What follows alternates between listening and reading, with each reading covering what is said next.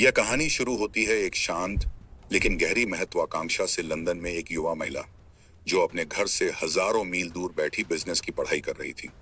उसके सपनों में संख्याएं, सिस्टम और रणनीतियां थीं, वो चीजें जो कभी किसी देश की अर्थव्यवस्था को दिशा दे सकती हैं। तब किसी ने नहीं सोचा था कि यही महिला एक दिन पाकिस्तान की सबसे मजबूत ग्लास सीलिंग को तोड़ देगी, पहले एक बड़ी कमर्शियल बैंक की पहली महिला सीईओ बनकर और फिर देश के सेंट्रल बैंक में सबसे ऊंचा पद संभालने वाली पहली महिला के रूप में इतिहास रचकर। उसका नाम है सीमा कमिल और उनकी यात्रा दृढ़ता, बुद्धिमत्ता और दूरदृष्टि की कहानी है। यह साबित करती है कि स्थिर और समझदार नेतृत्व भी उतना ही क्रांतिकारी हो सकता है जितना कोई बड़ा बदलाव। सीमा की कहानी शुरू होती है किंगस्टन यूनिवर्सिटी, लंदन से, जहां उन्होंने बिजनेस में डिग्री हासिल की। यही उनके लंबे और सफल वित्तीय सफर की पहली सीढ़ी थी।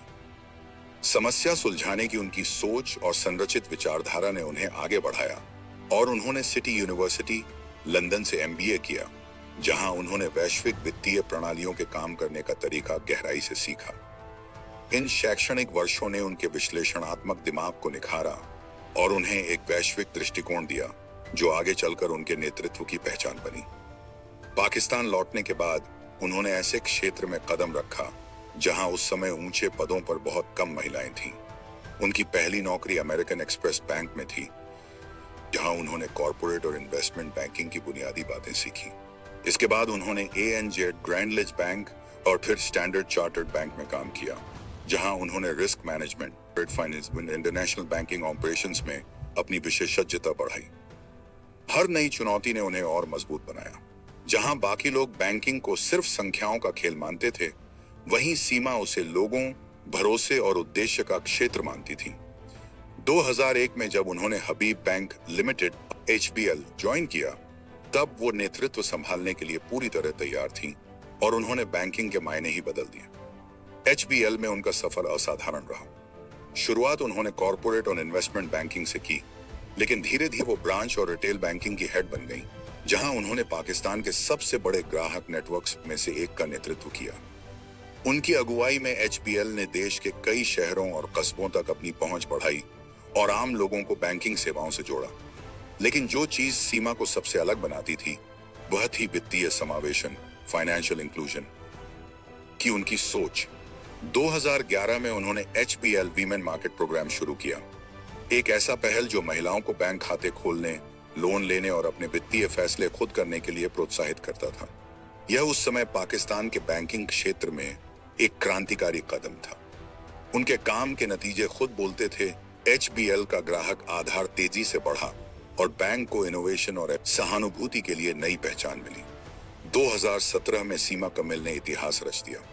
उन्हें यूनाइटेड बैंक लिमिटेड UBL की प्रेसिडेंट CEO नियुक्त किया गया। वह पहली महिला बनी जिन्होंने पाकिस्तान के किसी बड़े कमर्शियल बैंक का नेतृत्व किया। यह सिर्फ एक प्रमोशन नहीं था, बल्कि एक सांस्कृतिक पल था जिसने दशकों से चले आ रहे पुरुष प्रधान नेतृत्व की परंपरा को चुनौती दी।